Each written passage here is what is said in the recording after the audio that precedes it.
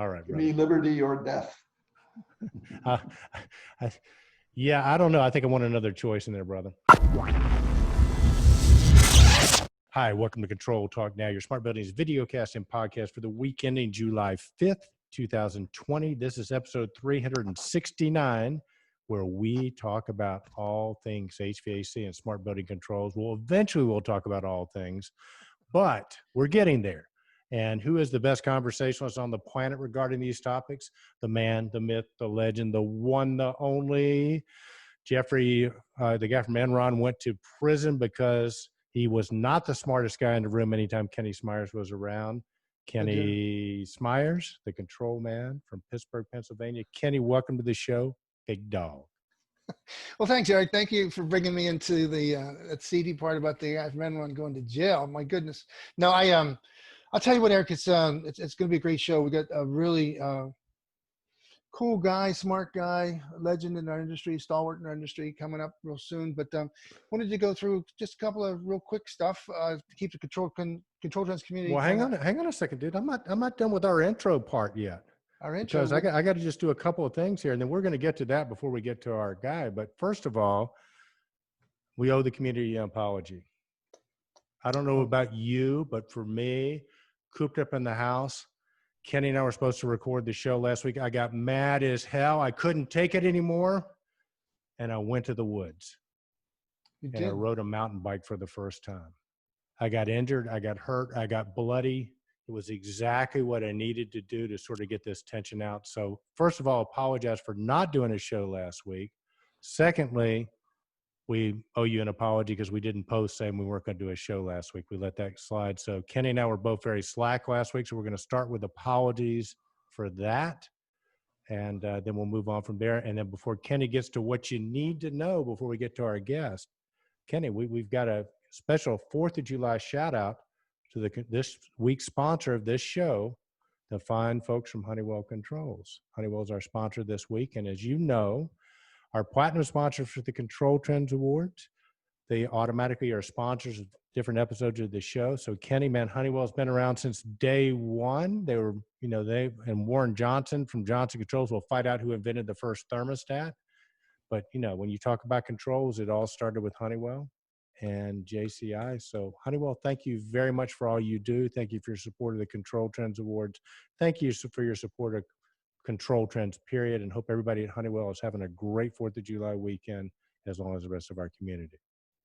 You're so right. Yep, Honeywell's got some exciting news. They've got a Spider 5 that's coming out. It's out, and it's rocking and rolling, and it's a great solution. And we'll probably cover that as we get more regular. I think you're right. We apologize for the digital detox that we took last week, and Nice. it was a matter of logistics and stuff, but we'll make up for it this week. And will we ever make up for it this week? Yeah, baby. Well, anyhow, there's we'll talk about some of the other stuff. It'll be incorporated, but we learned some of the more scientific aspects of masks and why they're so important and why we're advocates. And I know you have a pet peeve of people not wearing masks, but there was a very interesting video that the Howard Stern had Dr. Angus on. This guy was brilliant, and he explained the science of COVID-19 and how it spreads, and how to get infected to non-infected, become infected, you have to have 100 particles of the virus. Every time that you breathe, speak, or whatever, you release 30 to 40 particles each time. If you're outside, a lot of that or gravity plays a part and drops, will pull 10% or so down to the ground because of gravity. But the mask can possibly block up to 90% of those particles, so that you could sit across from somebody, social distance, and it would take up to 10 hours before you get 1,000 particles to spread. So we encourage everybody to wear your masks, do your thing. We had a visual depiction of it that we thought was probably a little bit too vulgar. We'll post it on the website. Yeah, let's put it in the show notes. Okay, we'll put it in the show notes. But what it did was it basically gave you a depiction of how important it is to wear masks until we get through this crisis. Well, I got to tell you, Kenny, if we don't do a next show, it's probably because I'm in jail. To Kenny's point, unless you got one of these industrial grade masks, you're not protecting yourself when you're wearing the mask. You're protecting the people around you. And, I go out to these stores or restaurants, and, everybody in the store is wearing a restaurant except for one or two people, and they're walking around, and I'm going, this Yahoo, I'm protecting this Yahoo, and I could still get it because he didn't have a mask or she didn't have a mask. And, you know, I guess it's socially unacceptable to confront people with this, but I tell you what, buddy, I'm ready to give them the old 1-2. I'm just getting livid. I'm in the house too much. You know, a good physical brawl would probably be really good for me right now. And if the prospect of me getting in jail without a mask, you know, wasn't there, I'd probably be decking a few people, Kenny. It really, you know, and again, you know, if you think about it, it's a basic inconsideration, right? Because our economy is trying to get back on track. It keeps spreading. I've got friends from around the world in Australia now where, you know, they've done the social distancing, they've done the mask, and you know what? They're back to normal. They're still wearing the mask, but you know, people can move around and they're having 0 COVID cases. But, you know, and I don't know whether it's part of it. I'm an American, so I don't know whether it's part of our deal, which is, you know, don't tell me what to do. I'm not going to wear a mask. But, you know, do it for the friggin' economy. Do it for the old people that are going to die from it if you know, happen to give it to them, right? And it's not a fun way to go. I've met a couple, you know of a couple of people that got it, and it, you know, the bad version of it. And it's like your temperature goes to 105 and you feel like you're at 30,000 feet and you can't catch your breath. Okay. And this can be avoided if people just wear their freaking mask, you know? Anyway, that's what I have to say. But it's funny because when I went to Alabama last week, I got to tell you this. I put my mask on to go into a convenience store to get something, and they thought I was holding the place up, you know, because nobody's wearing masks there. And I came in with a mask, and they're all getting back, and, you know, she puts her hands up behind the counter. Like, no, I'm not robbing. I just got to, well, you had a mask. I thought you were going to rob the store. It's nuts. Anyway, that's my rant. All right. Well, listen, we're going to go to a couple of shout outs, and we will talk first about Lauren Scott. She had a very cool article, After the Great Pause, a case for choosing to move forward over going back. And I caught it on LinkedIn, and I went to the, if you look at it, it's in the suburban.com. Go to thesuburban.com and you can read it. It's a lifestyle. Could we put a link in the show notes to it? We sure can. Yeah. So for our podcast listeners, you can go to controltrends.com and get Kenny's write-up, and you'll get a link to that as well as other good stuff.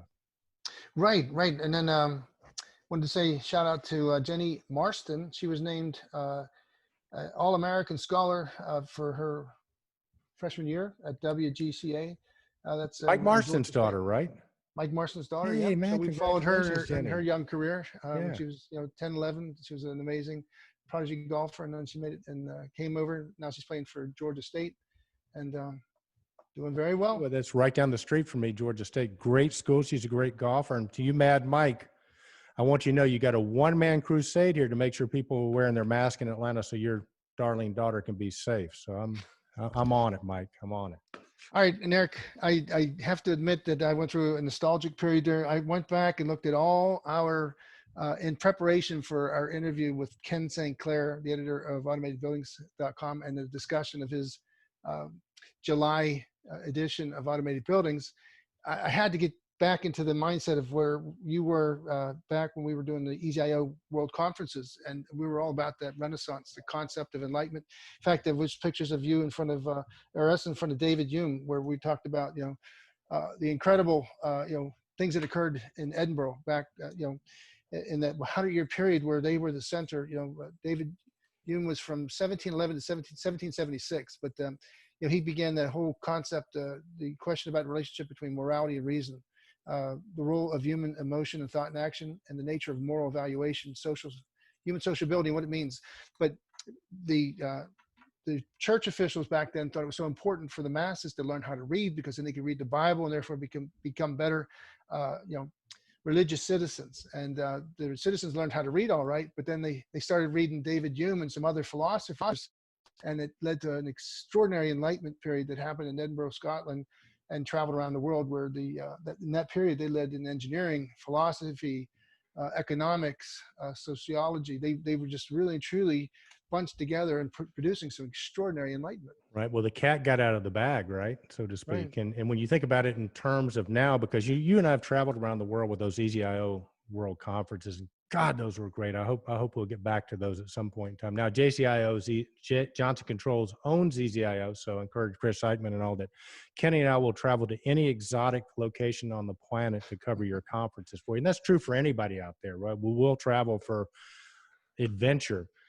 But it's interesting because when you think about like Edinburgh being a location, a physical location for a great thought change, when you think about, Paris, France, and then Enlightenment, when you think about, Vienna being the music epicenter, the physical location, when you think about Silicon Valley being a location where things change, when you think about London, England being where the Industrial Revolution was spawned, they were physical locations. If you think about in our age, it's probably not going to be a physical location, Kenny. It's probably going to be a website someplace.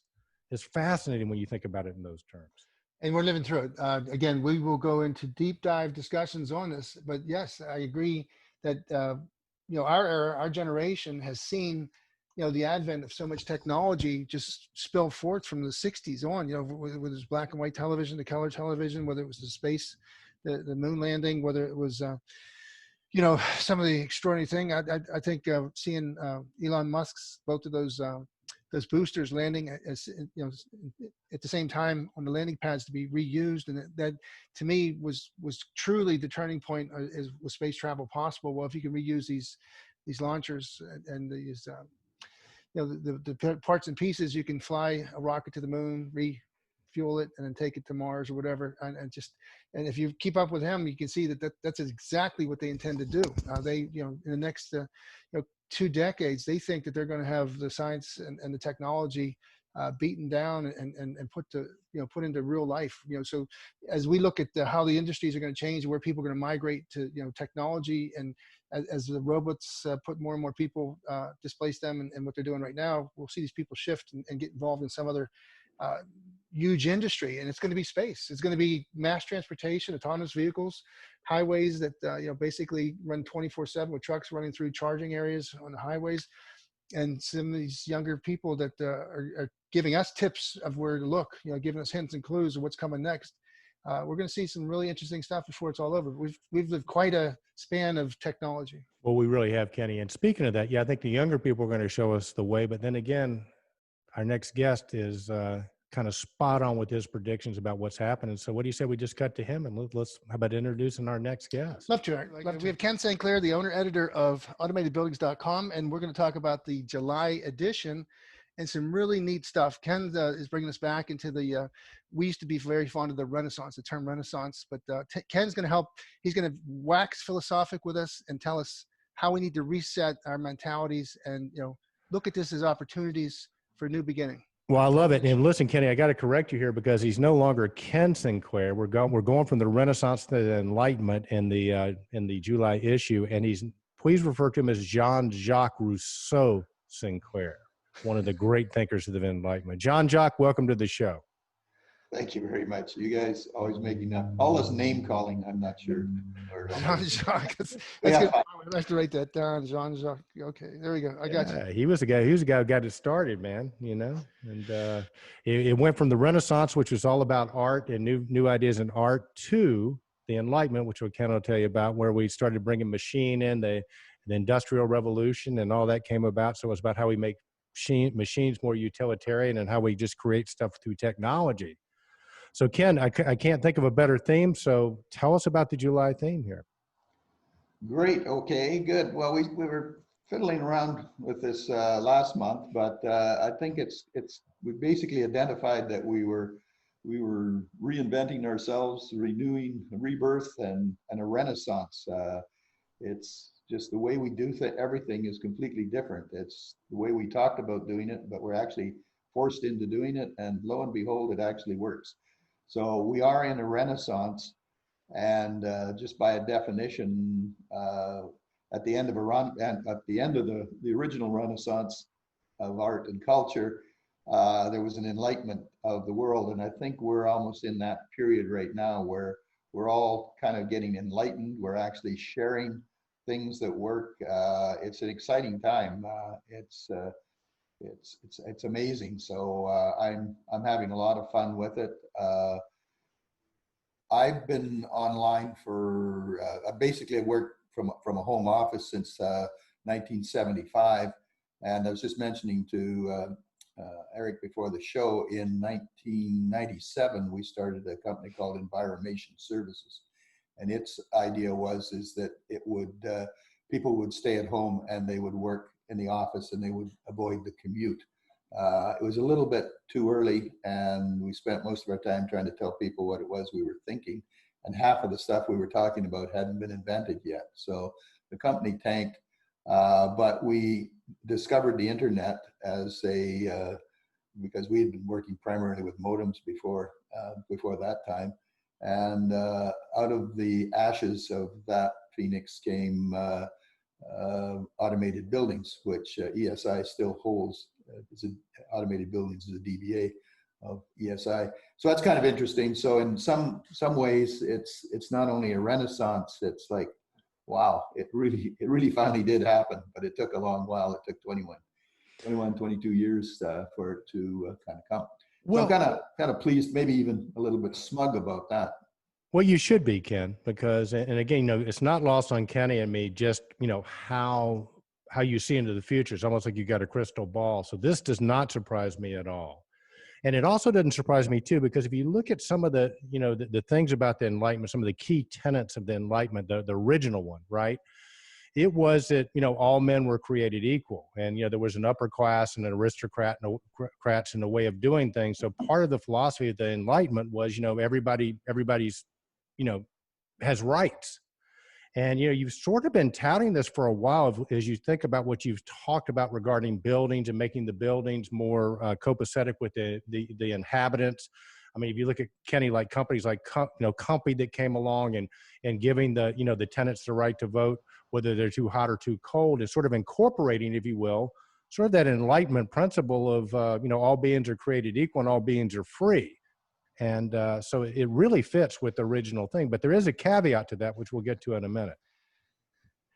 Well, I think a couple of things you're saying are tied into things that, you remember back in Paris when we were doing the EZIO World Conference, and we were talking about the common currencies. Everywhere in the world are buildings, and inside those buildings are people. And some of these buildings were 500 years old next to buildings that were, the Louvre with the new pyramid. And we were marveling over the fact that, no matter where you go in the world, you got to make people happy. They are the true, they're the residents. We spend 90% of our time inside of buildings. But I don't think we really caught on to, like you said about Ken Sinclair brought these terms into us, about bringing, the relationship of the people inside of a building has to improve because, of the occupant experience. So we had things like Comfy. Comfy was a big, milestone, I think, in terms of our industry, acknowledging that we had smart devices. Everybody had the opportunity, and we had the technology to link the smart device to the building automation system if there was a desire to do that.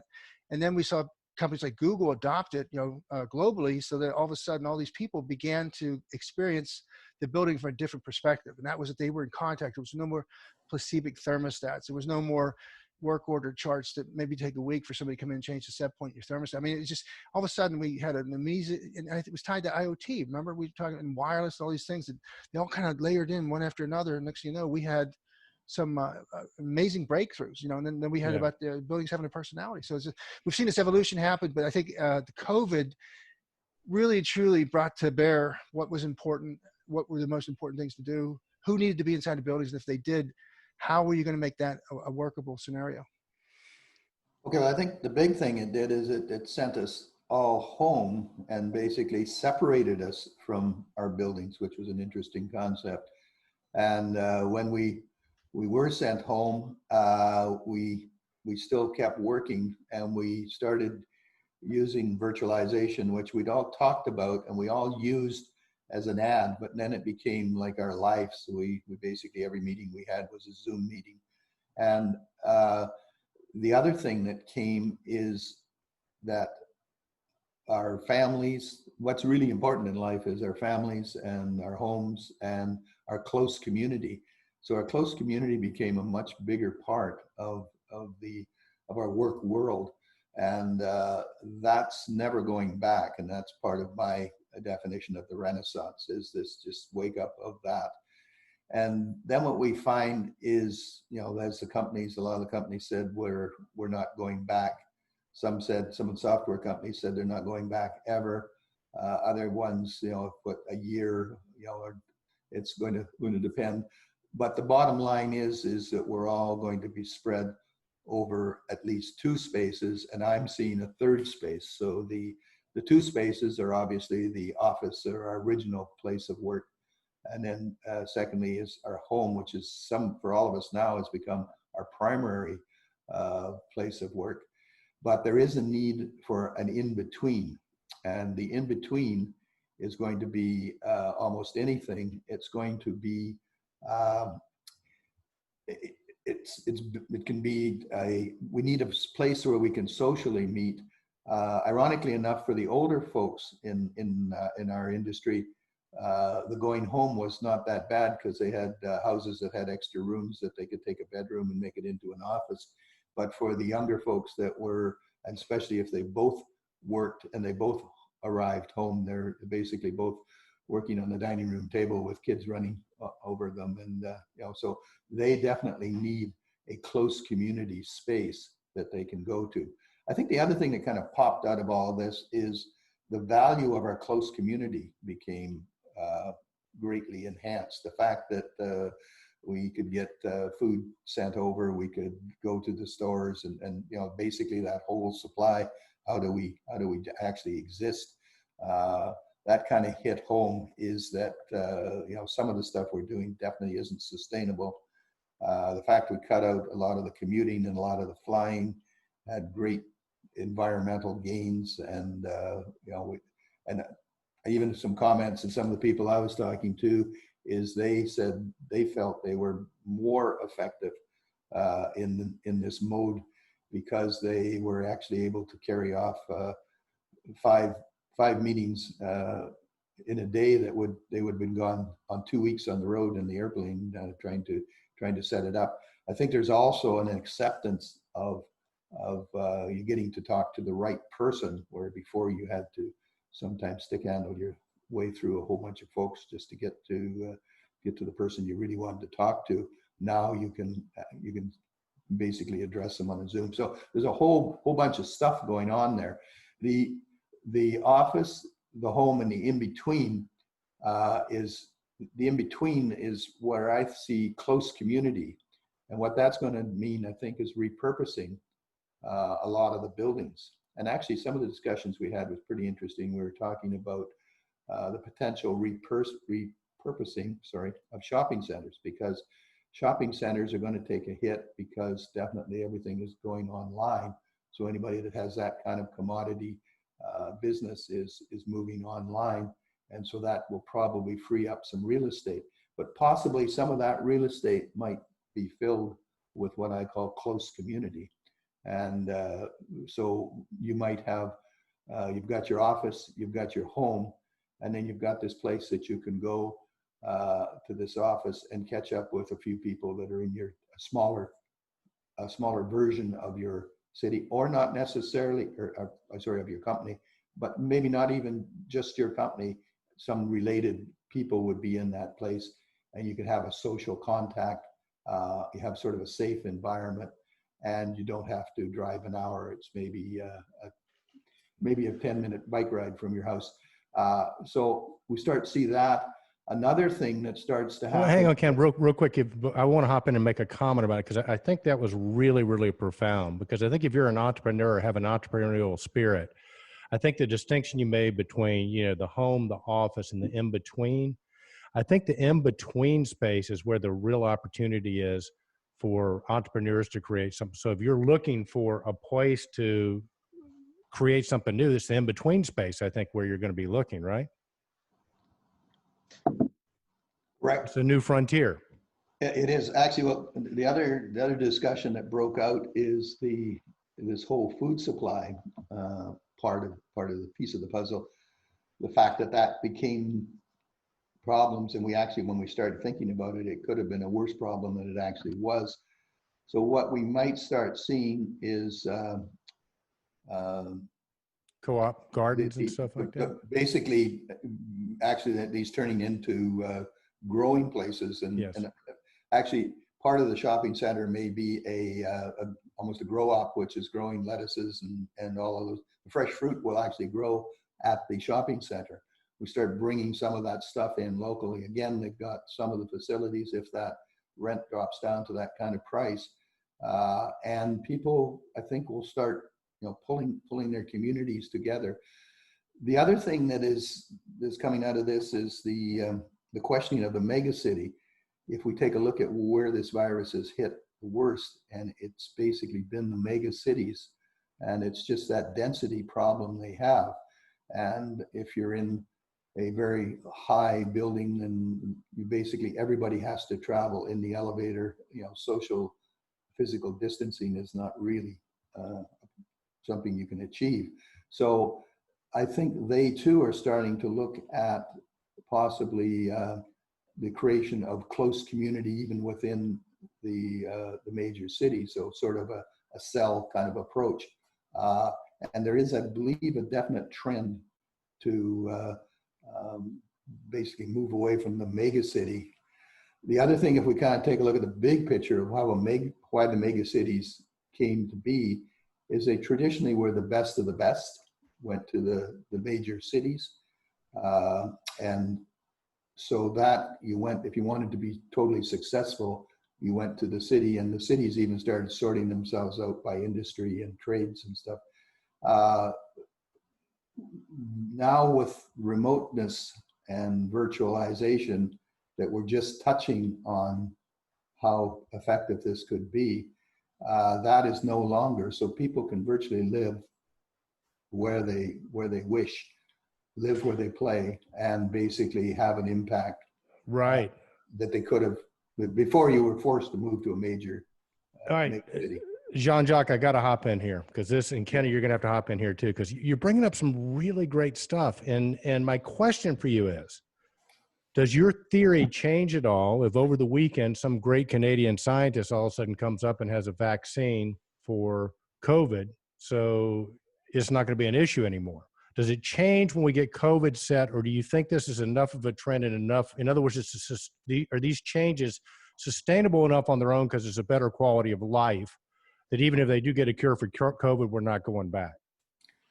I believe that's my call, and that's why I'm naming it a renaissance, because it is just a complete twist of thought. I think there's no doubt in our mind that this is just the first cannon shot across our bow of something we're going to have to deal with for the rest of our lives. The next one will be some outbreak in food that's coming, global food. The whole idea that we have this global food supply is scary. It's okay. It's okay if you want specialized food or something like that, something you can exist without. But the things you eat every day, you should be able to reach out and figure out where they come from. Another problem we had here in Canada, which I'm not sure what happened in the US, but some of our biggest outbreaks in the virus came from our meat packing plants. And what happened is when we took that apart, the meat packing plants were basically ran by immigrants because nobody else would work in them. And they basically also were working there, sending money back to support their families in the countries they came from. And they were living in close quarters and not in the best of conditions. And it spread like wildfire there. And so we had to actually shut down a whole bunch of our meat processing plants. The other thing that came out of that is, holy God, there's only 3 places in Western Canada that process meat. And stuff like that, just a minor hiccup makes you think. So I think there's going to be a renaissance and a questioning of, where does my food come from? What is my alternate food supply? It's okay, I think, to have bananas come from South America, but we can live without bananas. Well, I had written down a bunch of stuff. You guys, it's a good conversation. That in between space, the new frontier, Eric, I really like that. You and Ken came up with a new option as far as the better quality of life. I think COVID-19, as Ken has said multiple times, we're not going back to where we were. There is no new normal. I mean, there's only the new normal. There's no returning back to 2019 pre-COVID. It's the genie's out of the bottle and broke. You know, the remote monitoring and the remote work and everything, we're seeing there's so many iterations that occurred because of that. Like I just read an article about some employees now are claiming they need to be reimbursed for improved internet. They want insurance for their house that covers them. You know, somebody had an accident while they're talking to their boss, tripped down the steps. We're seeing like this is impacting in ways that nobody ever anticipated, but we're going to keep on driving and figure it out. You know, the COVID set, like you said, the vaccine, and then you know, we're already hearing rumors, and I don't know how. And that's when I timed to something that Ken wrote in his article, his editorial, is that what's the next great threat to us, and it be the COVID-20 or whatever virus is going to come at us next. I think we've brought a new era of preparedness and understanding, awareness, the science of how to protect yourself, how to deal with these things, going into the red, you know, where you shelter in place and nobody move, but as the conditions improve, you begin to get more flexibility. The science of just the whole virus. I read an article where it says 1,000 parts of the virus are necessary for an infected to pass on to a non-infected. And every time you breathe or you speak, you release 30 to 40 particles each time you exhale or speak or talk. And if you wear a mask, the person wearing the mask, about 90% of those particles will be blocked by the mask, so that you have to spend 10 hours with somebody for them to get 1,000 particles and actually transfer the virus from the infected to the non-infected. And that most of the outside, and the reason why outside is so important, dilution, the air movements and gravity, you know, so if you're outside, there's so many of the particles are dropped to the ground caused by gravity. So we didn't know any of this stuff. I mean, if we did, nobody told me. I didn't understand the need to have some reserve toilet paper, Scott towel, Band-Aids, you know, sanitary. I mean, so I think what's happening is we'll never go back to, you know, the buildings having the same occupied levels that they have.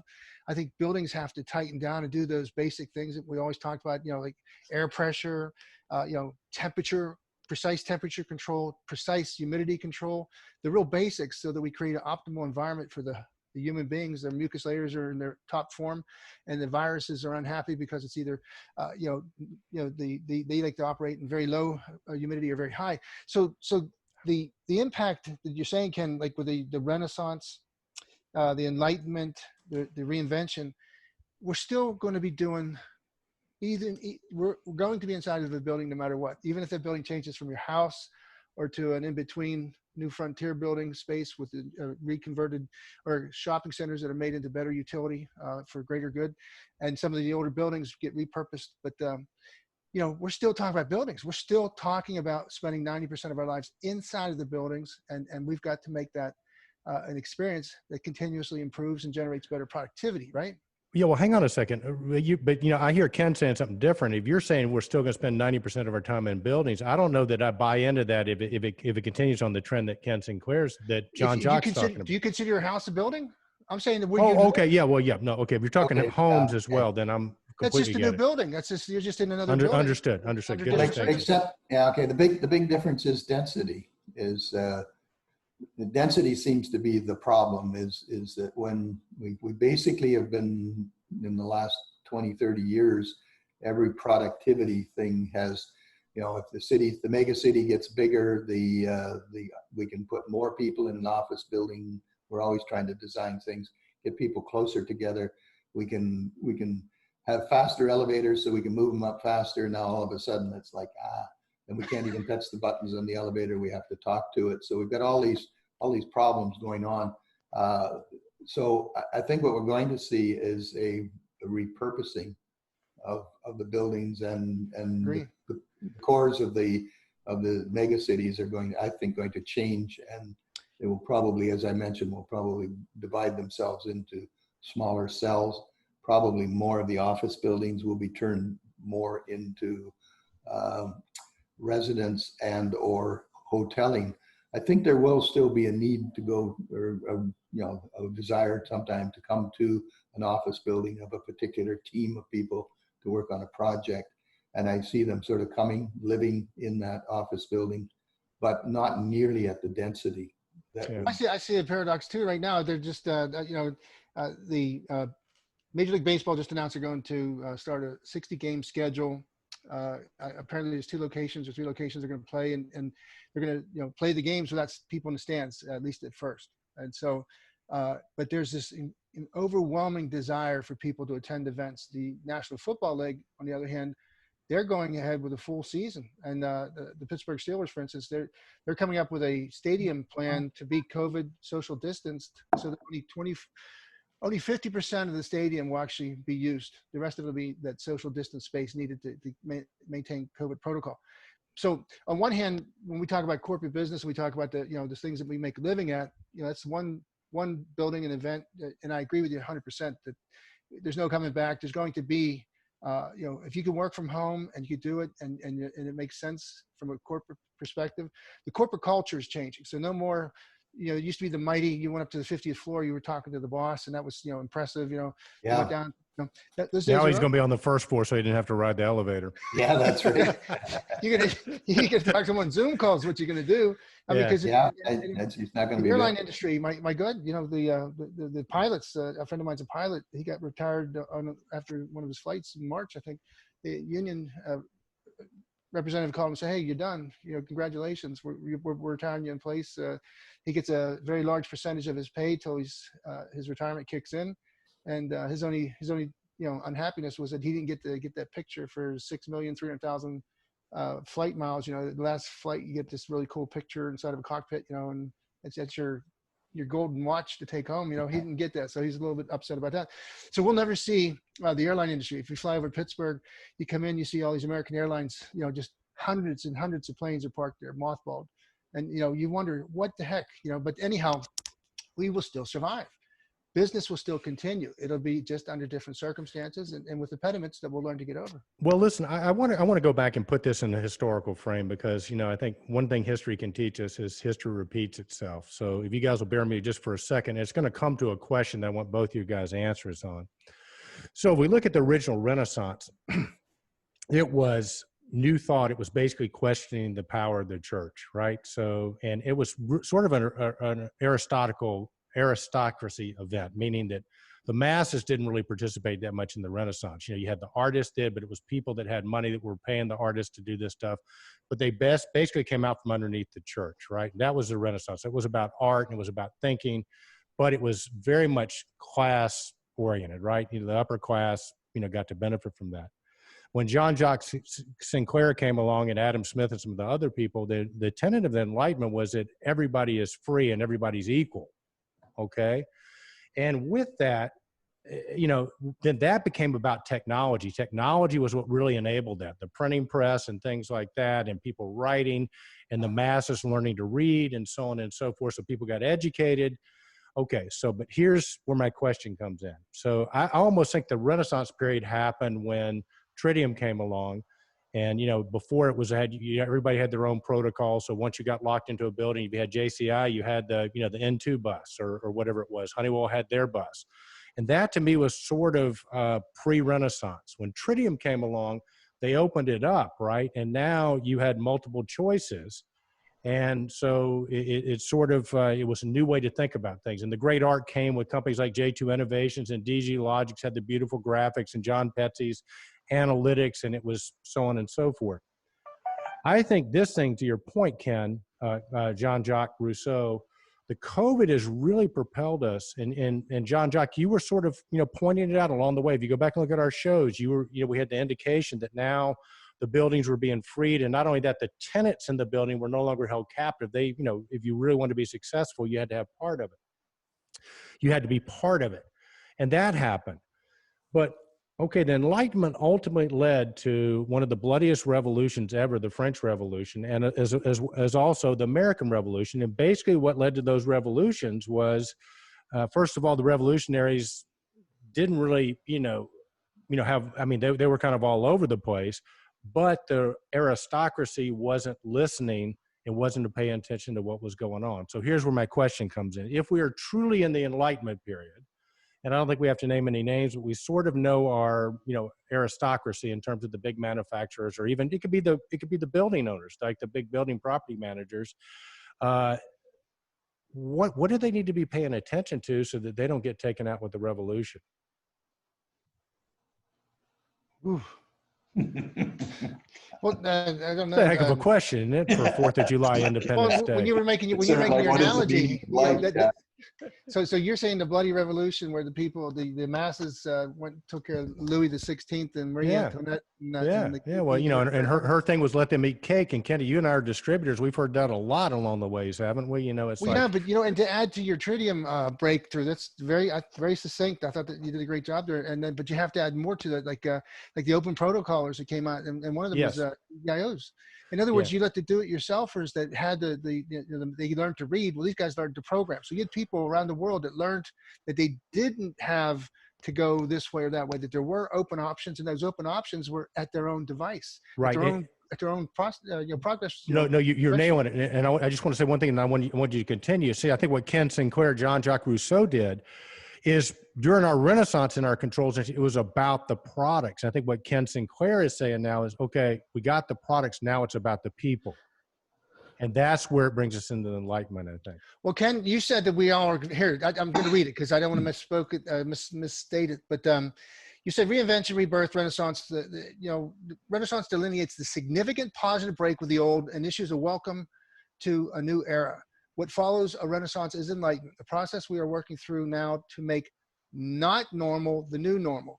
And then you say, we are the philosophers of today. Let us all use responsible social media to bring trust and truth to enlightening the world. Enlightenment is when you can see light at the end of the tunnel and that you know for certain that it's not an oncoming train. So let's just break that down into Nice. to I explain. always write better than I talk, but You write really well, and you talk pretty damn good too. but sort of what I see happening is that it's a shift of power, for sure. I'm hoping it doesn't get bloody, but there'll be a bit of that, no doubt. But the big thing that's happening is a shift from the old to the young. I think that's so significant. I give you a couple examples of that, but I've always been singing the praises of my younger mentors, and my younger mentors are now old enough that I need new younger mentors because they're millennials and I need zillennials. And when we take a look at how the zillennials think, and we used to be cursing them because they were sitting on their phones playing games and when not doing anything useful. As soon as the virus hit, they were the resource that told us how to do stuff. Oh, you can get an app for that, download this. They basically, when their education went online, they had to come back and they're asking, how does Windows work? Why would anybody use Windows? And how does why does Chromebook have to lay on top of Windows? Why can't I just use my phone? It's so much easier. So looking at it through their eyes, you just see that how far out of touch we are. And I think that's part of the Renaissance, and that's part of the Enlightenment, is just seeing the power of these kids. Just the other thing that happened in the education system, we had the staunch educators, the hickory stick kind of folks that have been trying to keep it. Education is the way it was 100 years ago, and all of a sudden, when this happened and kids weren't at school, then they had to go virtual like that, and the only resource they had was the under 30 teachers, and the under 30 teachers sort of shifted the whole thing over and taught them how to do it. So all of a sudden, again, a transfer of power, and like you guys, I got to listen to how this is going to be done in the future. The power, it's good that the power of social media is being questioned every day. Everybody's getting torn apart as to what you say on social media, and we have to respond to that as well. Fake news and all of that is a big problem. So we have to understand that this stuff is good, but it also has a very vicious side to it as well. And we have to understand that what we're reading is maybe not true. It's basically opinions of that. And that kind of leads, I don't know if you want me to keep talking, but it kind of leads to my next article. Every time we're talking about the last issue, my head's in the middle of the next issue. So The title of it's going to be Creating Outcome-Based Performance Platforms of Trust. And I want to get into that because a platform of trust, I think, is where we're all heading with this. Is if we get your mind around the idea that everything is going to go virtual, which now isn't so hard to do. Actually, I just was sharing with Eric at the start of the show that I've just got a news release from ASHRAE that their some spring meeting was done virtually, and it was a success, and they're very pleased with how that happened. So if ASHRAE can put on a virtual session, then I think we need to pay attention. It certainly is part of a renaissance. Anyway, what I'm seeing is creating outcome-based platforms of trust. Let me take that apart. The platform of trust is we all have platforms of trust that we had.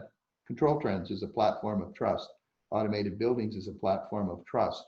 But now what we're seeing is this platform of trust is starting to move more over to the people that come and go through the buildings. And we have to carry this platform of trust for a company over the office, the in-between, and the home.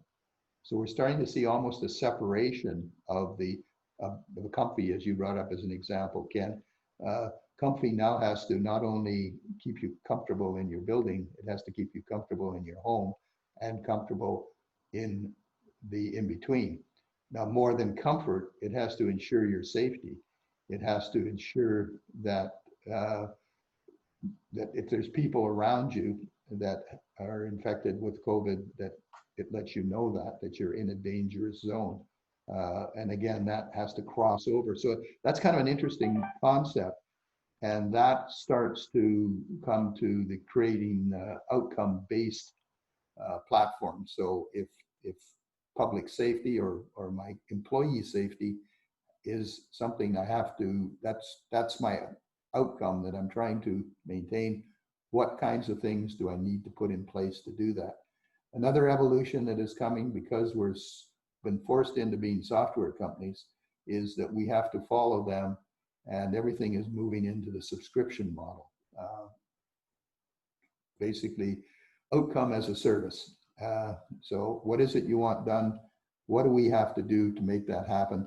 So controls is no longer, it's a commodity, but it's a commodity that is bought as part of a subscription model to achieve the goal that it needs to achieve. That's a lot of words, but. No, I totally agree. And in fact, I've noticed a shift now, and I believe it's because we worked very intensively with the COVID-19 protocols and requirements, and we worked with ASHRAE's recommendations, 24/7 ventilation, dilution, filtration, dilute, and they really came together. A strike force of over 100 people came together at ASHRAE, just kept piling information and what they learned in there. And then you had ASHE, the American Society of Health Engineers, or hospital engineers, I'm sorry, and they because there's one place that was going to be working 24/7, that was hospitals. But the whole point was that you had to restrict entry. You had to close down all your access points. You had to have one way in, one way out. You had to count people. You had to do thermal readings of people's temperatures. They walked in. I was recently at a medical facility where they had 3 stations. So they invested probably like $30,000-$40,000 in there. But they were able to process, so many people per minute because you came in. There was a woman there. She scanned. I'm sorry, no. You now look into the face. There's a green square. You look into it, and it tells you what your temperature is, and it lets you read it, so you can see the information that it just took from you. That your body temperature was this, that, or the other, and you can, or you might want to save it or not save it. That could be tied to an access control that lets you in. So my whole point being is that security bumped up, so that in order to begin the first steps of COVID-19 protocol enforcement, you needed to control your entry control points. You need to count people. You needed to do some sort of an examination, beginning with temperature, because that was the first indication of possibly being infected, was a higher temperature, higher than 100 degrees. So your point about the features or the attributes of this new, like say, comfy, we use as an example, has to include your safety, and how do you do that? Well, that goes into access control now. So we're going to see buildings now. It's going to be like a security first, because you're going to watch people come in, you're going to watch people come out. You're going to literally count them now. And with this resurgence, our Allegheny County, where I live, just went back a step towards yellow. They closed all the bars and restaurants again. No more assembly over 25 people. And we think it was done in light of the 4th of July celebrations coming up and the tendency for people to indulge in alcoholic beverages and disregard the rules and regulations. Because again, the science says if you're in the midst of somebody, the great example was that choir in Washington, the state of Washington, where out of 65 choir members, 41 people caught COVID-19. And it's just exactly what we said. 1,000 particles go out into the air, and you need to, in order to spread it. So if you're in that confined area and you're inhaling and exhaling each other's bad stuff, that's how it happens. So your point about a program or an app on your smartphone that monitors all your well-beings, all your points of well-being, is where that entrepreneur you're talking about is going to make his step forward. Because before you enter a building, you want to know what the status of that building is and how are you going to get that feedback. You connect to their the router or whatever, you have an IP address or their app probably, and it's going to give you the feedback about that building and give you that, what you just said, that resonance that you want to see. Yeah, great. And I'm glad you tied that to the access, because that's exactly it. Now, the other thing that was happening simultaneously before the virus is cybersecurity is always on everybody's mind. And what happened is in the cybersecurity world, all these connected devices, basically everybody's got phones, everybody's got iPads, everybody's got a myriad. So people have to identify what devices they have if you're truly going to provide proper cybersecurity. And actually, Steve Fay has been working with this Totem, and they've been doing some work in that area. And they actually made that leap over to provide another screen that was built on top of cybersecurity to start asking some COVID questions. Right. And basically to push that information around. Now, the other complexity here is before COVID, we were talking about that within an office building. Now we have to extend that thinking to the office building, the home, and the in-between. So that's complex. But that says more that we have the technology to do it. It just means that it has to be kind of a mobile thing you carry with you. Ken, are you calling because I'm writing this down here, you say work in the office, I understand that, house, home, I get that. So you're saying everywhere else is an in-between space? That's right. For the young, that's cool young people, I like that. Yeah, for the young people, the in-between is the beach, or basically sitting in their truck, getting ready to go mountain biking. They're basically pounding out a few more emails and stuff. That's the way they live their life. This is not a change for them. It's a change for us. It goes back to, remember we talked about the people who were born connected and the people who basically learned to become connected. Yeah. Digital natives. And there's the people like us that are just struggling with connection. Well, I want to hop back into the in-between space, because it doesn't necessarily mean that you have to create a new in-between space to be successful in the new frontier, so to speak. I'll give you an example. Do you guys have Trader Joe's where you guys are at? Mm-hmm. It's a grocery store. Not in Canada. Okay. I go to different grocery stores because I'm going out and I've got my mask on and all that, and obviously, I'm paying attention because, I'm a little bit older.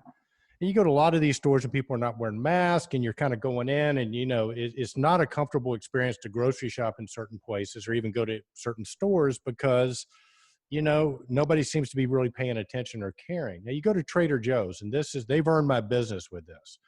You go to Trader Joe's, there's a young lady with the mask out there. She takes your temperature, she sprays your hands for you. If you don't have a mask, she goes, here's a mask for you. And by the way, we've just wiped down these carts over here, so they're clean. You can take any one of these carts or baskets and they're clean, right? And you go through and they're sort of paying attention. If people get too close, they tell you mind social distancing. When you stand in line, they got the marks on the ground, so you stay 6 feet apart. But they've gotten a protocol and a process, which I don't think is costing them a lot of money.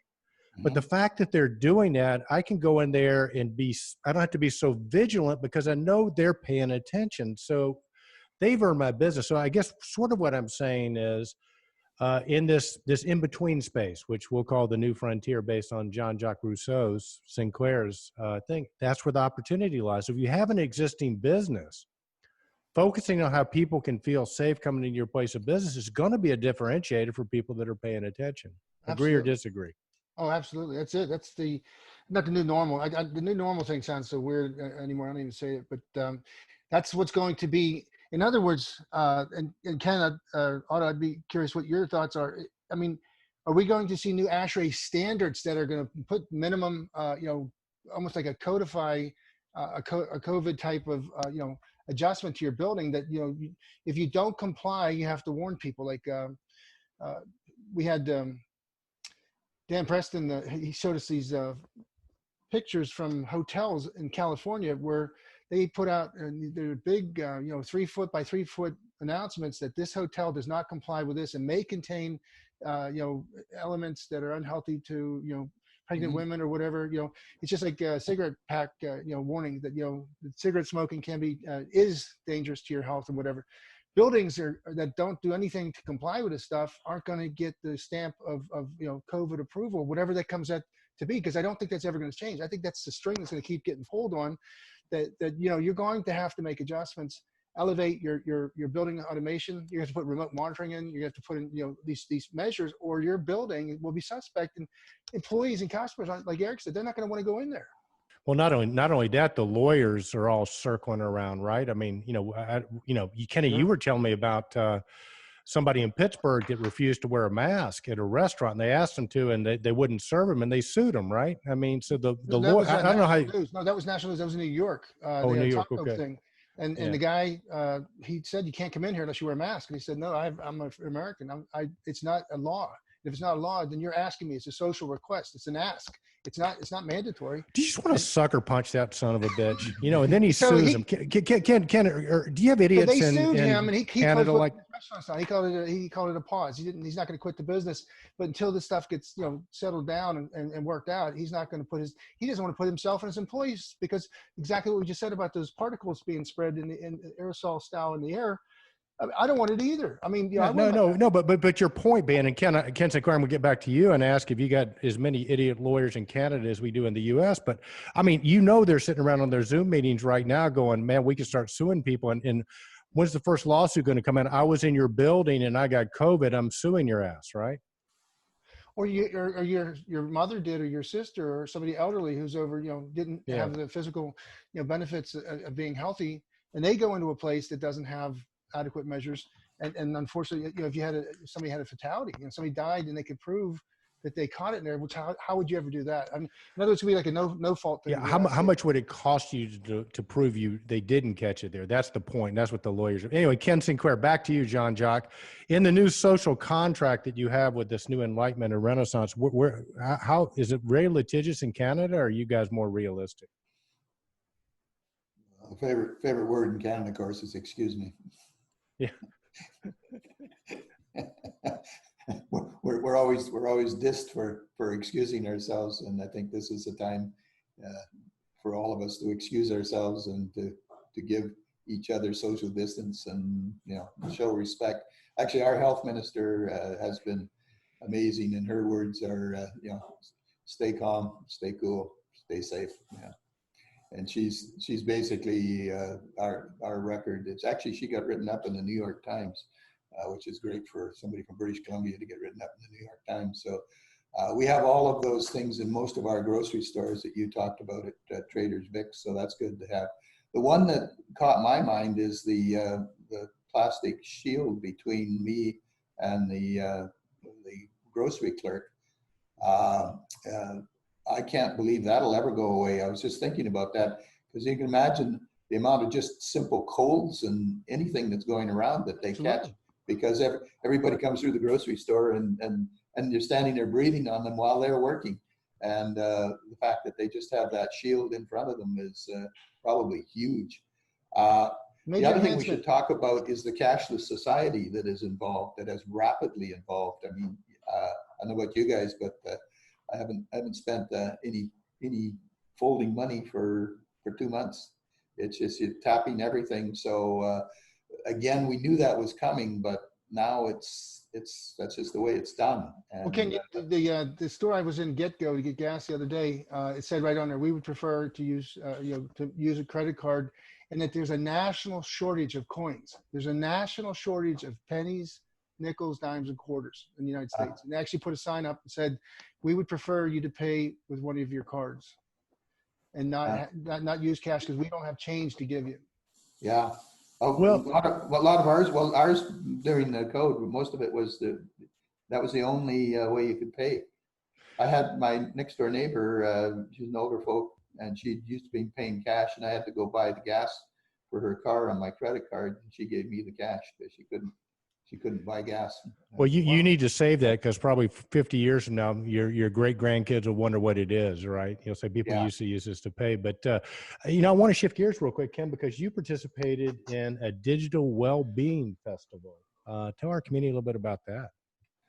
The best part of it, I think, is that first of all, you click on it and it says it's an online event, and then you look all over the website and try and find out where it is, and there's no place that it says where it is.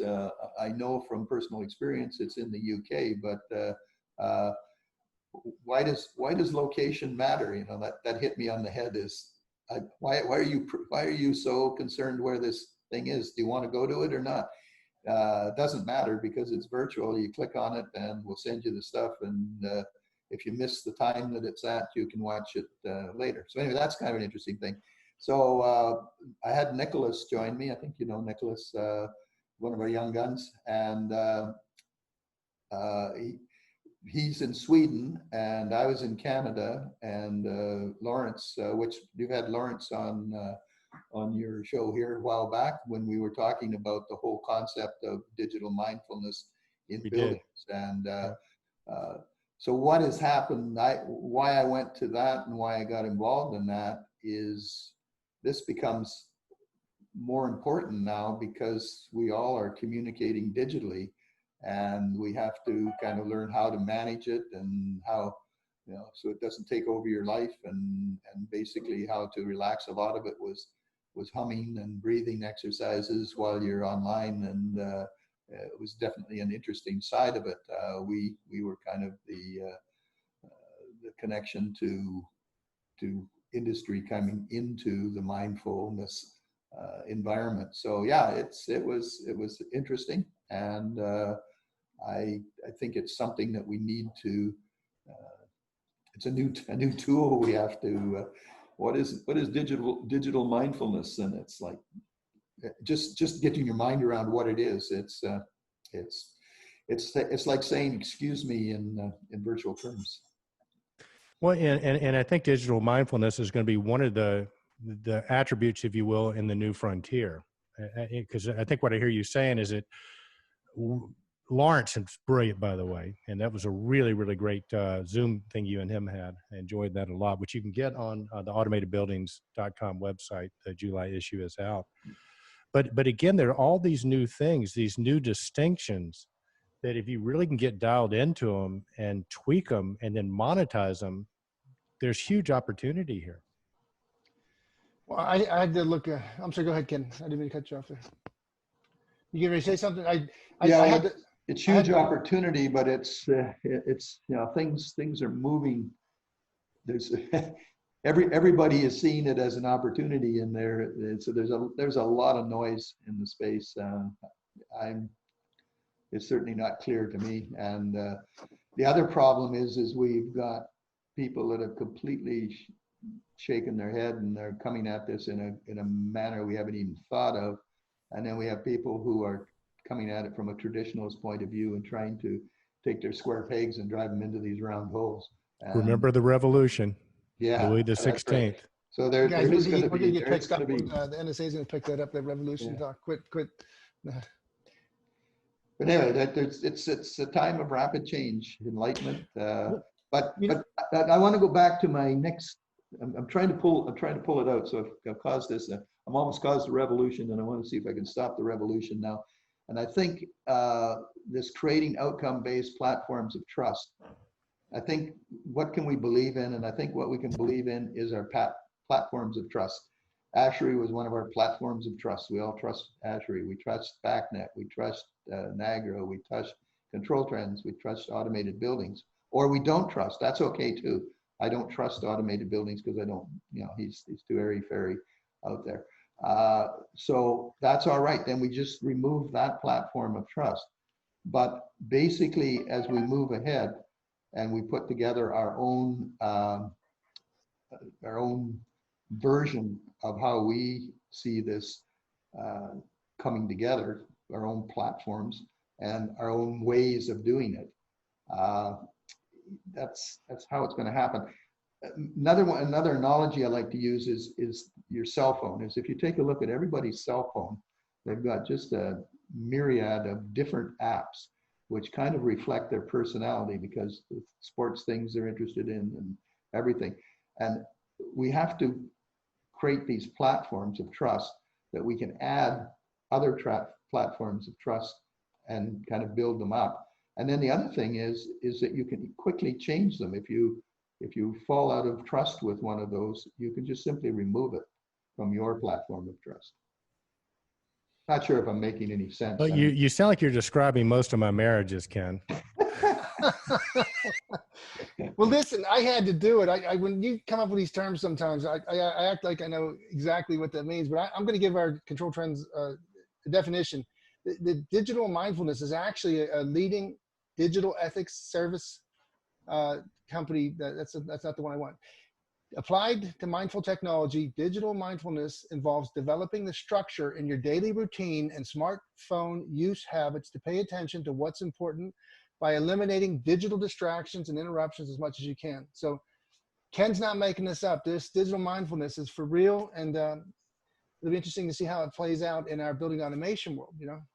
The bottom line, Ken, is that no matter we're talking how many off trails we take off topic and digress, it's still always about automated buildings. It's all about building automation. It's all about air and water getting pushed through and people occupying these spaces. So we're not really losing track of that. We're just kind of okay. When you're doing definitions there, let me read what is a platform of trust, because I found this definition. I really liked it. Communally built platforms of trust provide a trustworthy and easy to use surrounding where you can utilize vast data pools, develop everyday services for your customer with the help of the developer community without a need for pricey, time-consuming integrations. The platform of trust has Finnish origins, but is built globally through a network of built environments innovation hubs. So there's actually a definition, an IoT definition of what is a platform of trust. And I think that's where we're migrating to, is for all of us to create our own individual platform of trust and have it interact with other people's platform of trust. There you go. And I think, as we wrap up here with Ken Sinclair, automatedbuildings.com, I think if you're listening out there, it's important to sort of understand these concepts because Ken has a history of seeing the future. And any great business person, any great innovator will tell you that, if you can see and understand what people want, and then you can build around that. So the platform of trust, I think I think that's a term that we're going to see. So whether you are a service contractor, a building automation, systems integrator, whether you own a building or real estate, whether or not you are a distributor or a manufacturer, I think understanding the concepts first are going to sort of lead you to what you need to do. And I can pretty much tell you that what Rousseau, Adam Smith, Voltaire, some of the other great thinkers have is if they were alive today, they would be going to automatedbuildings.com to get their information to build their theories out. So Ken Sinclair, thank you so much. The July issue is out, automatedbuildings.com. Man, thank you again. Yeah, Ken, it's a lot of fun. Thank you. Yeah, thanks, guys. It's always fun. It's always fun to what might happen. Man. All right, Kenny Smyers. Love catching up with Jean-Jacques Rousseau Sinclair. And man, any thoughts on what he had to say? It was pretty great conversation, I thought. Yeah, it is. I mean, we deviated from the hardcore building automation topics, but I think with his concept of us being philosophers, we have to adjust ourselves philosophically before we can actually deploy ourselves successfully, economically and socially. So I think he reset us into, again, getting comfortable with this new normal, and that there's light at the end of the tunnel. It's not an oncoming train. I like that analogy, and just the positive upbeat stuff. And amazingly enough, he's probably the youngest elderly citizen in our industry. He Oh, he stays really young is. by staying contemporary and important and connected. Yeah, no, he's great. And I think at the end of the day, whether we realize it or not, we all are philosophers. We all live out of a philosophy. Now, might not be aware of it, but if you do any deep dive into your personal awareness or people, I mean, there is a philosophy or a set of beliefs that they live out of, whether they're aware of it or not. So I think bringing that to the surface, vis-a-vis your company philosophy, right? I mean, another word for philosophy is your vision. Another word for your philosophy is, your plan, what you're going to do. And I think that those variables, as we had with the interview with Ken, those are all shifting around, and we're going for the more, as you say, the more sort of hardcore data points to the more sort of esoteric, touchy feeling sort of thing, just like they went from the Renaissance to the Enlightenment. It's really about what freedoms can be created through. In other words, it's not about the system anymore as much as it is about the people that are using the system. All right, okay, one more shout out. I want to give a shout out to Dave Simmers, who took care of some very important things and for me recently, like while we were doing the show. Oh, cool. We have Dave Simmers, man. Yeah, my wife and I found out we had an issue with one of our faucets, and we have a 4th of July party coming up. And I rode hard on a special favor, which I really appreciate. So.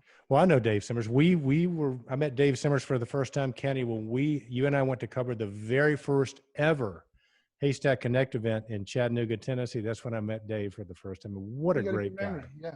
Great memory. Yeah. Mm-hmm. So super shout out to Dave Simmers. He's a systems integrator with Chesapeake Control. So I work with him on the weekdays, and then I did a borrow thank you on the weekend here. So. Yeah, well, it's interesting. We didn't talk about this. We sort of almost got to it with Ken Sinclair, but basketball and MLS soccer are both starting back up, Kenny. But it's interesting how they're doing it because they're in the bubble. They call it the bubble. So they basically got this area in Disney where they're quarantined off. They can't go out of the bubble. Now they got 5 or 6 restaurants that will shoot really good restaurants. They get whatever food they want.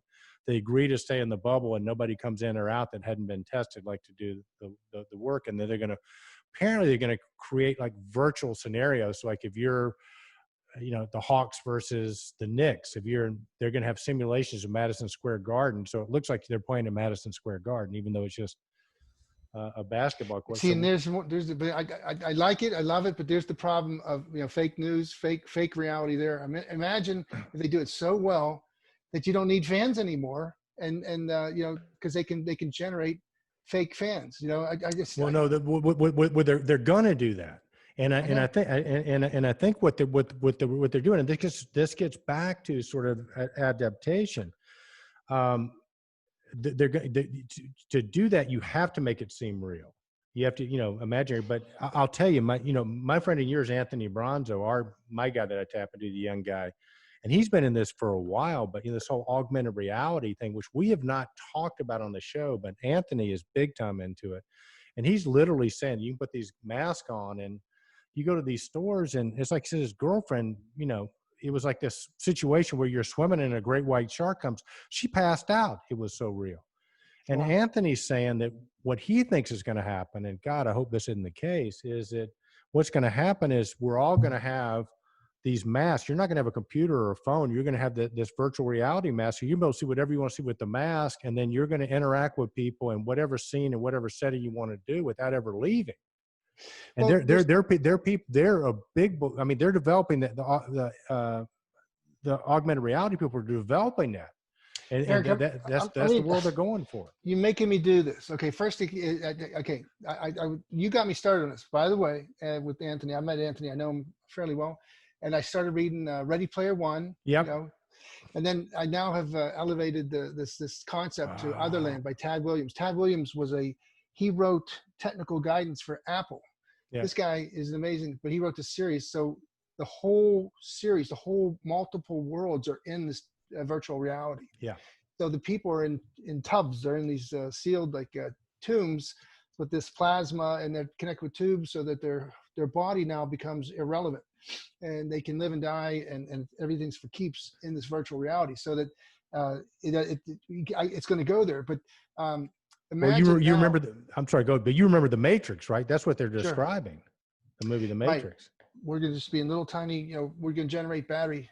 We're worth 7 to 9 volts of a battery. So that, Yeah. yeah, that's remarkable. But anyhow, yeah, and it's going to happen to a certain extent, whether or not it's full. But Kenny and I are going to live forever. We'll just be in a little tomb, and we'll be a 5-volt battery or whatever. But it'll be great when you're in there. this book, I'm on 3. This guy writes. He writes massively. So this is a 800-page, 759 pages, and this is 3 of 4, right? So I got one more to go. But these people, like the oldest person on Earth is 100 and some years old, 180 years old now. Way like 2 lifetimes, and exactly like you're saying, he was able to. But in order for them to have those volt batteries, they needed young minds. So basically, kids that were online that were deep into virtual reality get sucked out of their real world into this world to become the power and they facilitate these other worlds. Well, they're setting them up, man. I mean, I'm telling you, these smartphones are. We're going to talk about gold fogies. I mean, these damn smartphones, man. They're going to suck those kids in. They're going to be 9-volt batteries. So what do you do when a millennial gives you a hard time? Now you just look at them and go, "You're nothing but a 9-volt battery." There you go. No, I can't say that. Hey, listen, no, we're hopefully the Control Trends community. If they've listened to us this long and they're that enduring, you got to give us your two cents worth on this whole thing. Yeah, give us some feedback. Let us know. It's interesting stuff, but it's like, and I'll tell you, I think it's already happening because I think I told you I studied one of the best hypnotists on the planet. This was a guy that he could do the stage stuff, but hospitals would bring this guy in, right? They would bring him in when people had to have open heart surgery and they couldn't give him anesthesia or whatever, or people were burn victims. He could put them in a deep enough trance where they could operate on him, right? He was that good. So I mean, there's a real legitimacy to this guy. And he participated, this is back in the late 80s, early 90s, Ken. He participated in a study. And basically they would bring, about 100, 200 different hypnotic subjects in, and then they would measure their brain waves to see how deep they could get them to how suggestible they were, right? And, and there are people that the best hypnotist in the world could not get in very deep, suggestible state, right? But you could take the worst hypnotic subject in the world and put them in front of a TV, and in less than 5 minutes, they were in a deeper trance than the best hypnotic subjects were. Oh my gosh. And so what I'm saying is when we're watching TV and probably doing the same thing with this, we're in a trance. We're highly suggestible. The advertisers know this, right? So you know what I did with my kids when they were watching TV? I recorded I had a tape recorder that was playing all the time in the background going, you love to study, you love to eat your vegetables or whatever. I figured if they're going to be in a trance, I might as well use it. So, we're getting way off topic, but it's 4th of July. It's Independence Day, buddy. So what do you got planned? And let's wrap this thing up. Well, as I mentioned, I needed that special help from Dave because we're going to have a picnic. It's just going to be maybe 5 people, 6 people. My daughter, Stephanie, and her husband, Sam, are coming over, and might have a neighbor or 2 drop by. But yeah, and big news in about a month at the Smyers family, right? You want to share that with our community? Well, yeah, but Sabrina Marie, our eldest daughter, is expecting our 2nd grandchild in August 1st as the delivery date. They guess it as best they can, but she thinks it's going to be sooner. But yeah, we're really excited about that. So. Well, very, very cool. Well, listen, man, everybody have a great 4th of July. Thank you so much for tuning in. Actually, if you're watching this, you probably already had your 4th of July. So hopefully everybody survived their 4th of July. Special thanks to our guest this week, Ken Sinclair, also known as Jean-Jacques Rousseau Sinclair, leader of the Controls, Renaissance, and Enlightenment. AutomatedBuildings.com, the July issue's out. Check it out. So remember, be bold, stay in control, stay relevant, wear a mask, and stay safe. Right on, brother. No, just indeed. Indeed, Kenny Smith. I got to get my kids down here and show you how to do that. If you've already forgotten how to do that. Indeed, Eric. No, I was following you.